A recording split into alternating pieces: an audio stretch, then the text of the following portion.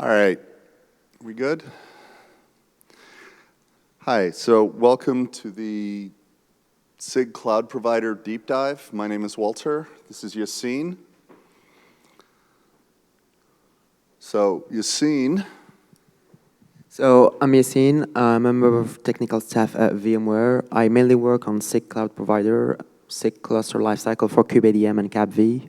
Then I help on the Cloud Provider extraction. So, as I mentioned, my name is Walter. I'm an engineer for Google. I'm also the Cloud Provider Tech Lead and Chair, the Tech Lead for Cloud Provider Extraction, one of the contributors for API Machinery. And I also happen to be the owner of API Machinery's connectivity server and agent. So, when it comes to cloud provider, what are we going to talk about today? So the idea is, hey, when cloud provider extraction is done, we're done, right? Yay! No, sorry. First, we need to get there. We've got pretty busy, at least year of work just to get the cloud provider done. That's a lot of work. And once we're there, no, we're not going to be done just because the cloud providers have been pulled out of KK. And a fair amount of the slides at the end will actually get into some of the things that will, ongoing efforts that are going to need to continue happening. But let's start with some background. So first, what is the CPI, which is one of the main interfaces that we own? The CPI is the cloud provider interface. So basically, it enables cloud providers and infrastructure providers to integrate natively with Kubernetes. So the main implementation of this interface by providers is a binary or a container that is called the CCM. This interface mainly provides integration with instance lifecycle, load balancing, route management zones. And this interface can be found and imported under the cloud provider repository in the Kubernetes org. So how do we push changes to the CPI as a community? Well, first it starts with a cap. Once we're happy with the design, we start extending the CPI. This extension is done under the staging directory of the Kubernetes repository. This staging directory is usually published to external repositories so that providers do not import the whole Kubernetes repository, but just imports the cloud provider one. So after we're extending the interface, we're cutting basically a release of Kubernetes, and then the providers can choose to implement or not the new feature. And once this choice is made, usually when upgrading Kubernetes, the user can have the feature enabled. So one note, though, is that providers have to test their implementation against the latest supported versions of Kubernetes, which usually brings more confidence for the provider. Okay. So we just heard a little bit about the interface that occurs between Kubernetes code and the cloud provider itself. We've also heard a little bit about the CCM and the Cloud Controller Manager. And the idea between the KCM and the CCM is that the KCM runs all of the controllers that don't need to talk to the cloud provider. The CCM, built by the cloud provider, runs all the controllers that do need to talk to the cloud provider itself. And if you pull the standard CCM that we have in KK today, what you're going to find is it has 3 controllers in it, I believe. The service controller, the route controller, and the cloud node controller. So one question is, hey, is it possible for me to run other controllers than just those 3? The answer is yes, and in fact, Google is going to have to do that. So let's take a quick look at how exactly Google will do that. So the first thing is we look at legacy providers. This is the version of the node IPAM controller that Google uses, and Google's the only one that uses it. So Google is going to want to take the Node IPAM legacy provider controller and run it in their CCM. So how do we make that happen? So the first thing is we get into command cloud controller manager app controller manager.go, and we find this wonderful little function called new controller initializers, excuse me. And that's got a mapping of the name, the external name of the controller to the section of code that actually initializes and starts that controller. And so what Google will have to do, and what you might have to do if you have a custom controller, is add a line like the one I have in bold here, which says controllers node IPAM is equal to start node IPAM controller. This is how you do it today. It is a little clunky. We know we need a better way to extend this. We have some ideas, but we also know that it needs to be backward compatible. And so Yassine and I have some ideas, and you'll see that coming up in a future KubeCon. So that sounds great. I've added Node IPAM controller to my CCM, but isn't there a Node IPAM controller running in the KCM? Yes, there is. So one of the things that would need to happen is we can look in the command line reference for the Kube Controller Manager, and we can find this little flag that you can provide called -- controllers that takes a string slice, and what it does is allows you to twiddle which controllers are actually running. And so what I can do in my manifest file for my KCM is add a line that basically says -- controllers equals minus node IPAM, and that's how I can turn off the node IPAM controller from my copy of the KCM. So that sounds great. So the another thing I mentioned was the service and route controllers. So if I have an HA cluster, so I've got 3 copies of my masters, or 3 masters, and I've got today, because I haven't started on the CCM yet, so I'm only running the KCM, I have a service and a route controller running in the KCM. And so I just sort of assume that I can walk through my standard upgrade and everything would work. And so what I would expect looking at this is I've got my old version and I've got 3 copies of the KCM. And so step 1, take one of the KCMs down and bring up a CCM master and a KCM. And okay, so I'm partway through my migration. Take down my next KCM. New KCM and CCM come at the new version. And then I take away my last KCM, which happened to be the master, and boom, I now have CCM master, KCM master, and hot backups of each of them running in my new master at the new version, and everything's good, right? In a second, we'll look at it a little more closely. But some of the things to think about here is, at the old version, service and route controller needed to run in the KCM. In the new version, they need to run at the CCM. None of our controllers were written to actually have more than one instance of them running at the same time. And so I can't guarantee you something went wrong, but something might go wrong, and we don't want to chance it, especially since that something is going to go wrong during the migration, and then when I'm done and my poor on-call or SRE are taking a look, they're trying to work out what went wrong, and everything looks fine. I've got 1 copy of the service and route controller running in the CCM. Everything's good. So let's look at what actually happened during that migration. So, same picture, but instead of a KCM master, I'm showing you where the service and route controllers are running. So I take down that first KCM and I bring up a new KCM and a new CCM, except that new CCM is also running a service and route controller. Retro. And I take down that next KCM and things didn't get better. And then I take down the old KCM and suddenly everything looks good. And this is where we fool our poor SRE. Let's not do that. So the idea to how we're going to fix it, we've got a KEP for it, but the basic idea of how we're going to fix it is that we're going to add an additional leader election lock, which is just for this migration. And so that leader election lock is across both versions. And so to be able to run the service or route controller, you need to not only have the appropriate leader election for either the KCM or the CCM that you are, but also the leader election for this migration. And that'll guarantee that we only run the service and route controller in one place.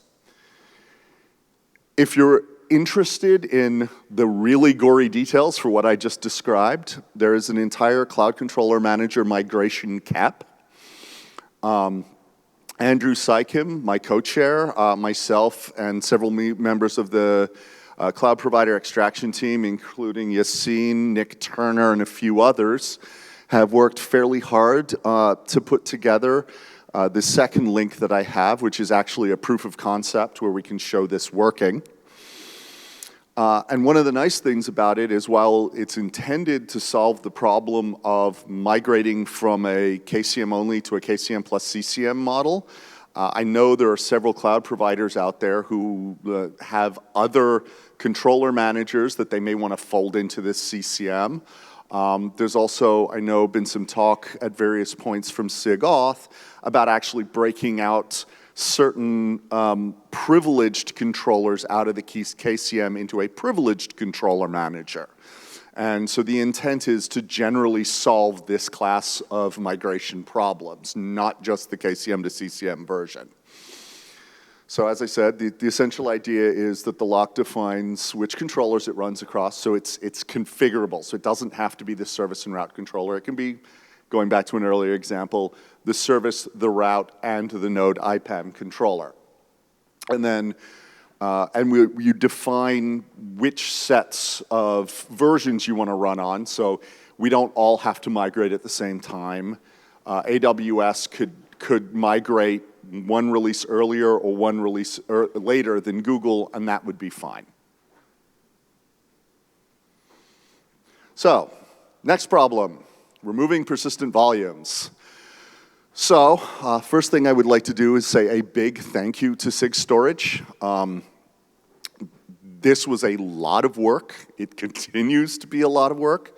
I would especially like to thank Michelle Au from SIG Storage and David Zhu for the huge amounts of work they've done and trying to get this working across the community.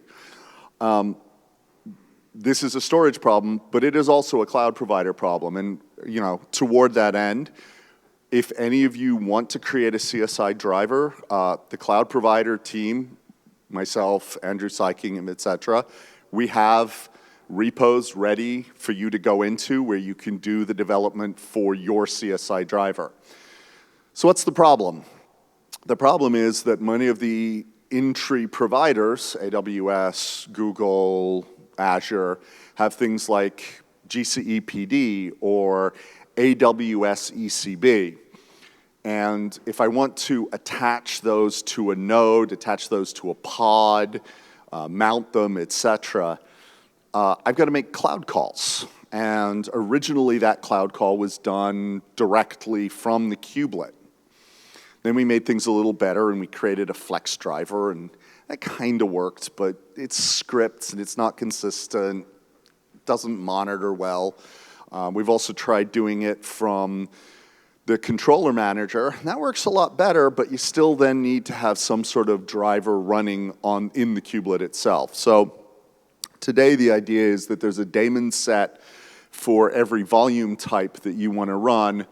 It runs in every node, and then you can make the local calls over the container storage interface to make the right thing happen, irrespective of if it's AWS or GCE or NFS or local storage.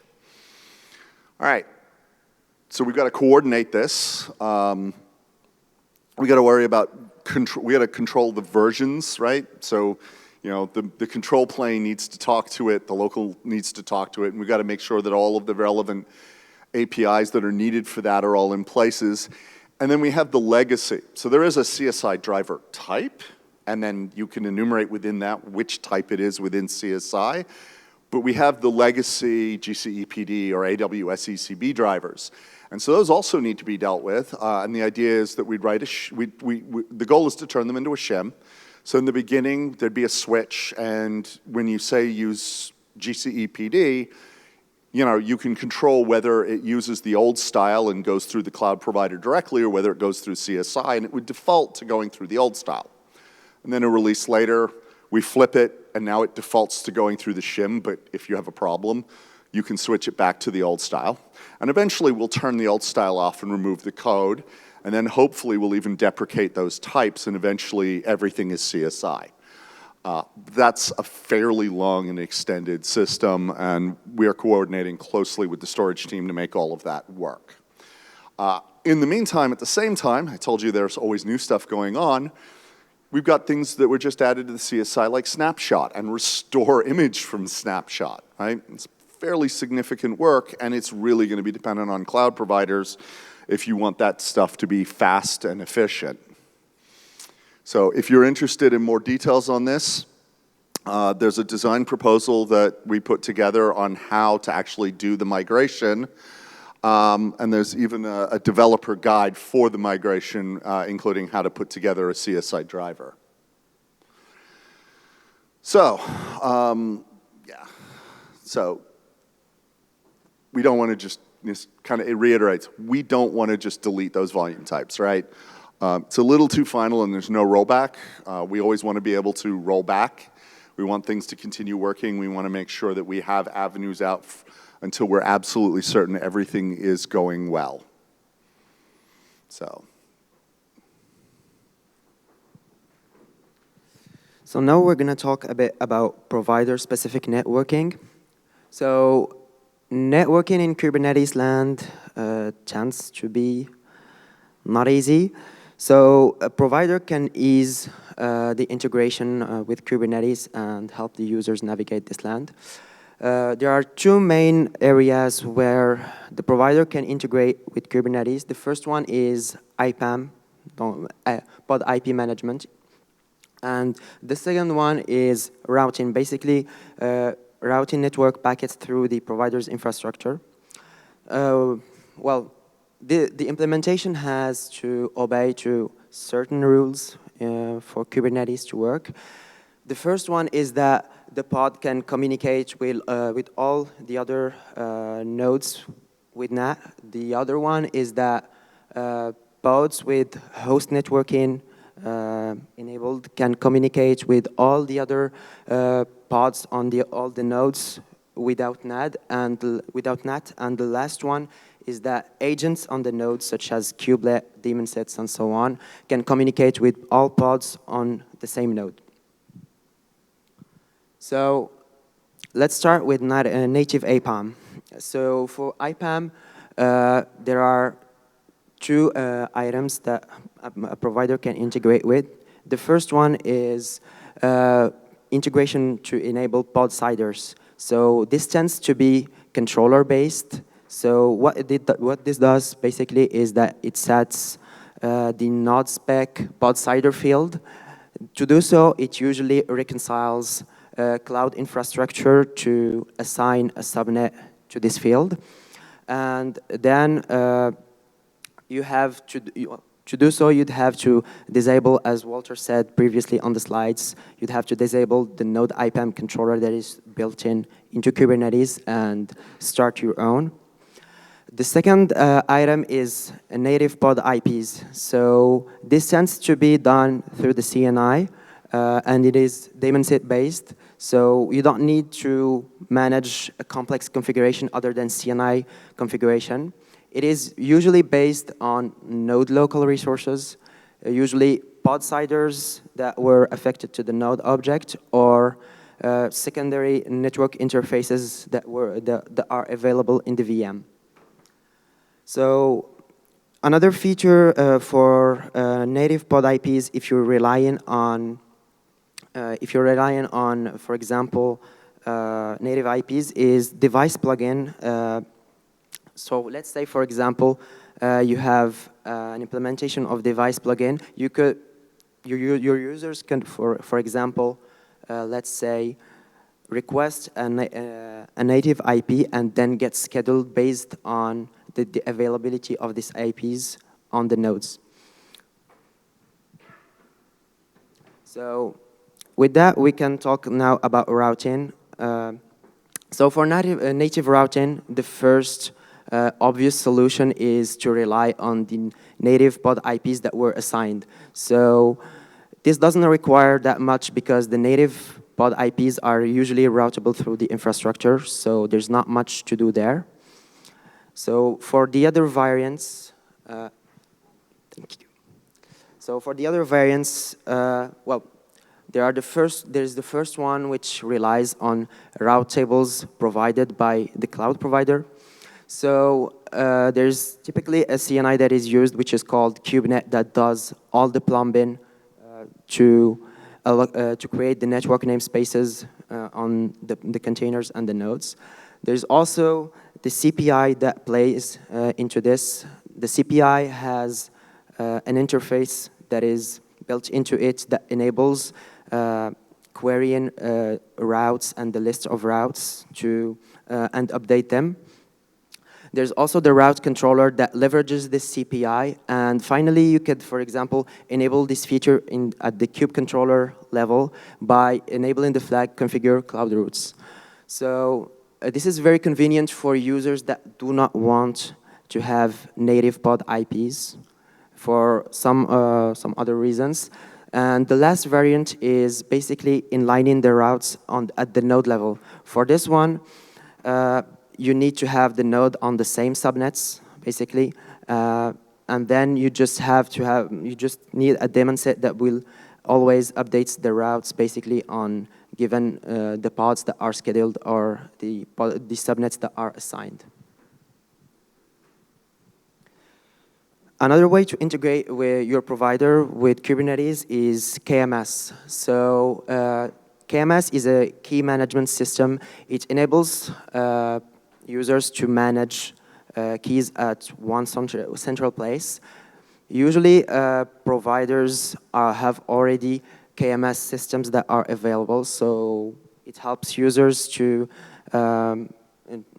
centralize everything, Kubernetes, VMs, everything in the KMS.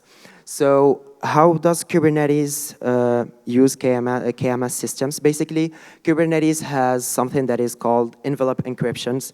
Basically, it relies on a local key to encrypt the data at rest. Once this encryption is done, there's what we call a key encryption key that will encrypt the local key that exists on the node, and this key encryption key will be stocked in the KMS system. So the provider that wants to leverage this feature has to implement an interface that basically has very simple calls, one to get the version of the plugin, one to encrypt, and one to decrypt. One note, though, is that the data is still stored in HCD. Users tend to think that it's not, but it's still there. And it's hard to decouple since a lot of the HCD semantics are being leaked through the API, so it's not easy to find a backend that would provide these. So this is what your end user would supply as a configuration. So you'd have the name of the plugin, the Unix socket that the communication goes through, the cache size for the responses, and the timeout. Lastly, well, another integration points that we can see is on the cluster lifecycle land. So there's a project called Cluster API, which enables declarative cluster management. But before talking about Cluster API, let's talk a bit about lifecycle management of Kubernetes clusters. First of all, it's super hard to create clusters for users. There's a lot of things, there's a lot of knobs to tweak to have a fully functioning clusters. There's a lot of automated, I would say, projects provided by the community, such as kubeadm, but there's still some manual things and manual operation that you need to do. And there's also not a very good way to do a Kubernetes as a service if you're not relying on a managed offering. And lastly, there's not common user experience if you want to bootstrap a cluster across different cloud providers. So what if we could manage infrastructure as Kubernetes APIs? So this is what is Cluster API. It's basically mapping infrastructure to Kubernetes objects We have the notion where that is a machine deployment that maps exactly to a deployment. Same for machine set. When you think about machine set, you have to think about replica set. Same for machine for pods. And we have a notion of a cluster that declares, for example, the version of the cluster and so on and so on.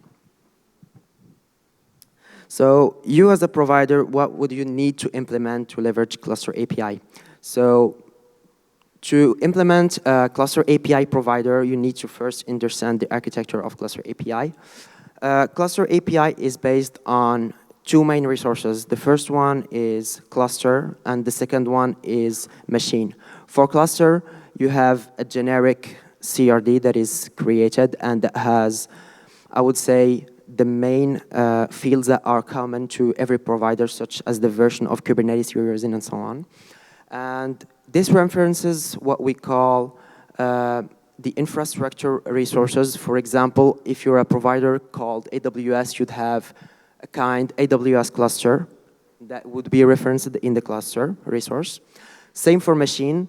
You would have a reference to AWS machine, and you would have another reference, which is a kubeadm config. Basically, when a machine is created, the provider will rely on a kubeadm config to have a kubeadm join command executed on the machine so that the machine can join the cluster.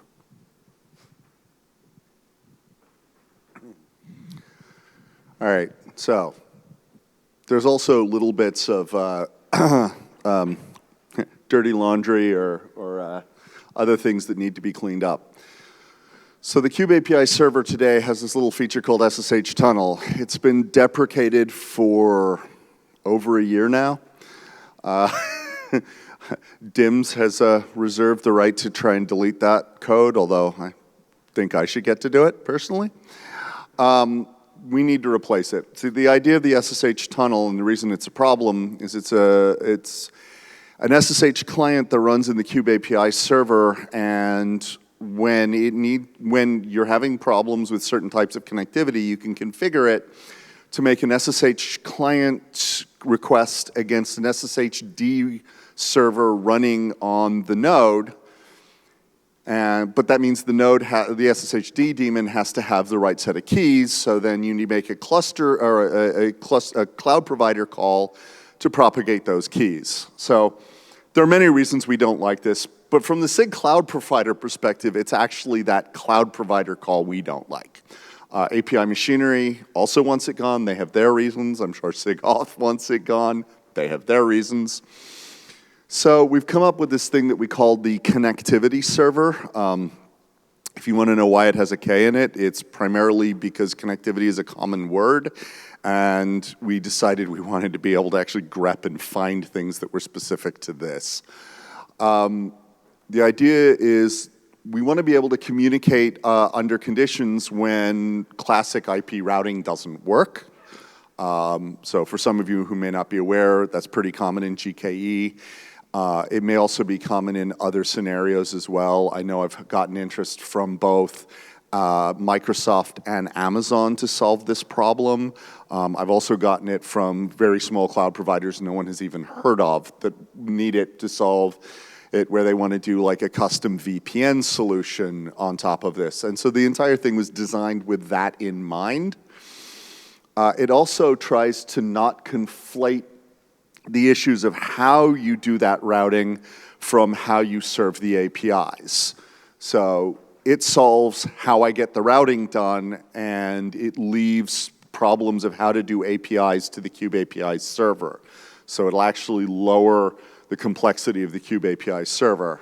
And that was the whole point. We wanted a general solution, and a general solution that could be revved, changed, without having to rev and change the Kube API server.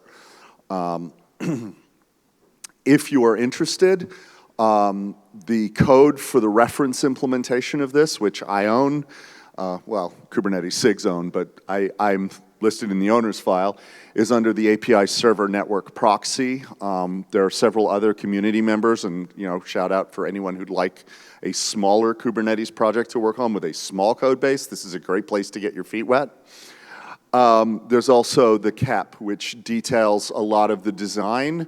of where we're going and the various stages we're going through. We're in alpha right now, and we're hoping to go to beta in 1.18.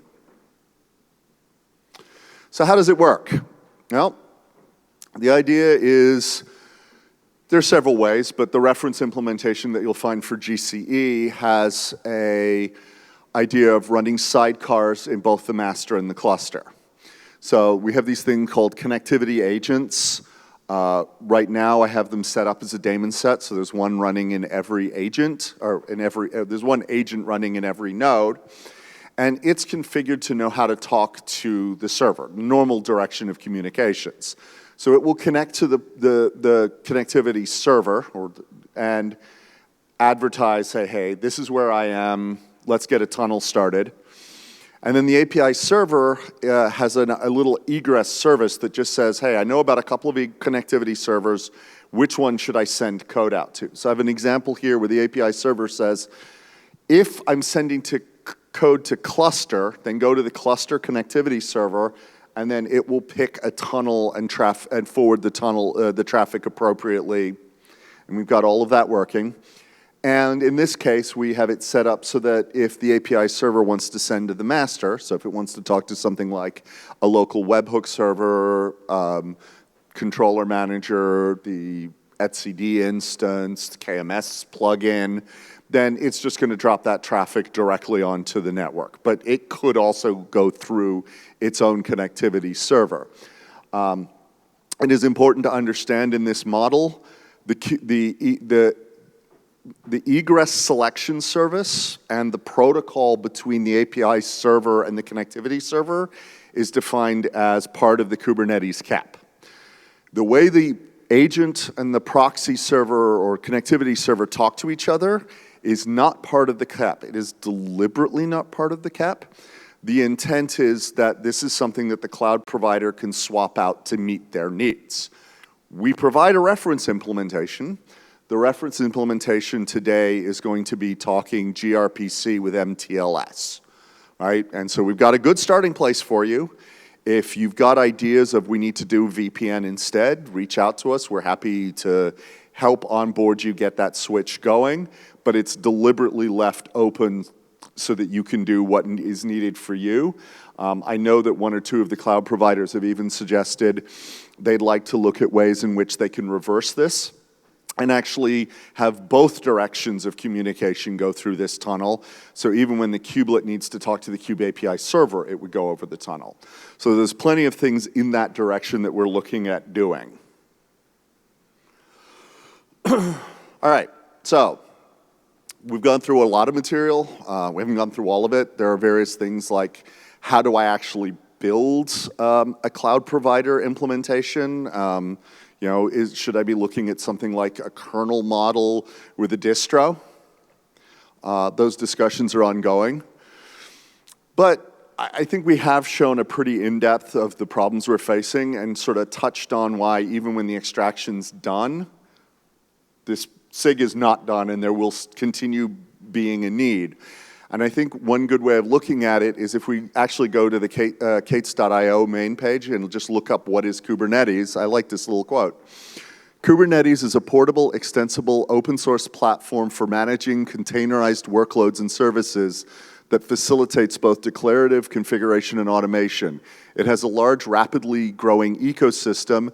Kubernetes services, support, and tools are widely available. So I'm going to pick that apart for a minute. So, it's portable and extensible. That's an ongoing effort, right? We've talked about new features like the snapshotting. We've talked about new cloud providers coming online, and those things are not going to stop, right? I mean, this is an ongoing effort. And we want it to remain widely available, and it's only widely available if we keep on that ongoing effort. The range of workloads change. The features of cloud providers grow. Tooling changes. We have new versions of kubectl we're looking at. We have new versions of how we want to run operators and controllers. New ways that we want to optimize file systems, databases, And all of this is an ongoing effort that means the cloud providers are going to need to keep doing work. And not just traditional cloud providers either. I wouldn't be surprised if there's a couple people in the audience who are looking to create a cloud provider that is just their company's data center for migrating their traditional workload onto Kubernetes. That's still a cloud provider. We need to support those people, and that is a community effort, right? And we have, I don't know how many SIGs, 20 SIGs, 30 SIGs. Each of them are moving forward. They have interesting things they want to do, and some of the time when they want to do one of those interesting things, it involves coming back to the cloud providers and working out how to do it in a way that doesn't hurt some of our community members, which is to say some of those cloud providers. We need to do it in a way that is looking forward and is good for all of our community members. So I think this is a community effort for the foreseeable future. And with that, I believe we are ready for any Q&A.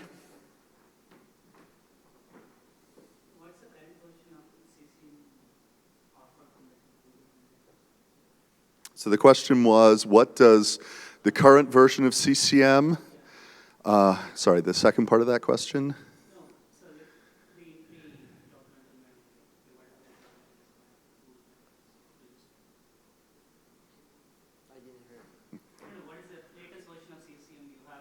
Right. So right now, CCM's in a bit of a weird spot. So the latest version of CCM is both in tree and out of tree simultaneously. So the in tree is a reference implementation, and it will run the node cloud controller, the service controller, and the route controller. The expectation, however, is that honestly, the people who are most using CCM today are the folks who are not in tree. So I would expect that it's going to be companies like Rancher, Oracle, that are most likely to be running the CCM. And the version of the version of CCM you find in KK today doesn't even have those cloud providers linked in. So I am almost certain, I don't work for either of those companies, but I am almost certain that they probably take the reference implementation, tear out the list of cloud providers that are currently linked in, and add their own in. And they may even modify which controllers are run.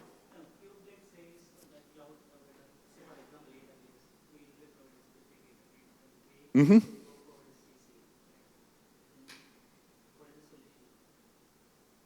Sorry, I'm still not. Yeah, so we have Kubelet. So Kubelet is running on, and so right now today, Kubelet uses, the two things Kubelet needs from cloud provider are the ability to mount and unmount a drive. So that was the CSI stuff I touched on, and the credential provider stuff. So we're actually, I'll tell you right now, on the mount, unmount, that's easy. That's CSI. We discussed that in the extension. The credential provider is probably our long tail right now. A member of the SIG who's not here is currently responsible for getting the KEP. So the KEP, I think, has not yet hit implementable, but those are the two problems we need to solve. And then the goal right now, and I'm actually in conversations with a couple of the people in this room right now, on how we make sure that that KEP gets to implementable in 1.18. Right, so for Kubelet, the thing to understand is each piece has a particular problem that's solved. CCM, I don't think, is going to solve much of the problems that Kubelet has. It's primarily going to solve the problems that KCM has. So regarding the deprecation message, the entry code would not be removed until we have the migration code in. So we're not gonna just remove the code. We're gonna remove it once we're sure that everyone has the migration path. Yeah, and on that note, I mean, you'll see I and Michelle and a few others will publish this date. And the date we're publishing right now is 1.21. That is an aspirational goal, just to be clear. But here's the thing, I don't want to advertise too loudly that it is an aspirational goal. I have been teased several times at this KubeCon of, oh, we're in the same place we were last year, right? Yeah, we are, and that's why I'm publishing a date, because last year we didn't put a deadline and we got nowhere. The cloud providers need a date to motivate people and to get things to happen, so we've given them a date.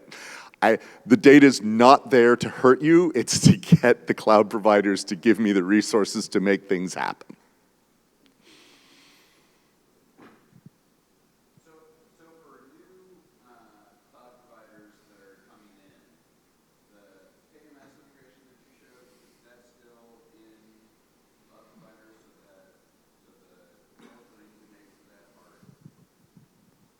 So I heard the first part, but the second one I didn't hear. So I'm trying to get, and I've looked at the reference implementation, but one thing that isn't clear to me is which APIs I should actually be using today for a net new cloud provider when I know I'm going to be using, CSI externally and other things. Is there a guide for like that would tell me as a new cloud provider coming in, how can I write my implementation of the So yeah, right now there's not a list for a cloud provider getting started that lists all the integration points. This talk was meant to be a starting point, but this will definitely be, I guess, something that we'll work on at some point to have a guide that lists all the integration points. Even here, we didn't list everything because there's still authentication and authorization, webhooks, for example. But, I mean, thank you for the reminder on the shout out. If you have these sort of questions and we've fallen down, and there's a lot of stuff, so there are places we've fallen down. If you look up SIG Cloud Provider, we have meetings every other week. And so definitely come to those meetings and add an agenda item that just, I mean, and you're free, make sure you're part of the Kubernetes dev org and you can add agenda items and you can say, hey guys, I need a cloud provider getting started guide. So yeah, please show up to that. If you're interested in other things, we have a Slack channel. Definitely ask questions on the Slack channel. We also have things like the API machinery network proxy Slack channel, and we have a cloud provider extraction Slack channel. So all of those are good ways to reach out. Also, I'm Chef Taco on GitHub. My co-chair is Andrew Sykim on GitHub, so feel free to reach out to either one of us. That's exactly the sort of thing we should be helping with. Well, and even if we're learning those things through, the SIG meetings, then, our team member who's responsible for that can contribute back to getting started guide if we just get the intellectual property from the SIG, right? It's like you were reading my mind and what I was going to put as the cost for giving you the answers. Yes, absolutely. We would love to get this captured, and many hands makes light work. Any other questions? All right, thank you all so much for coming. And yeah, thank you for trekking all the way here. I know it is not a close walk.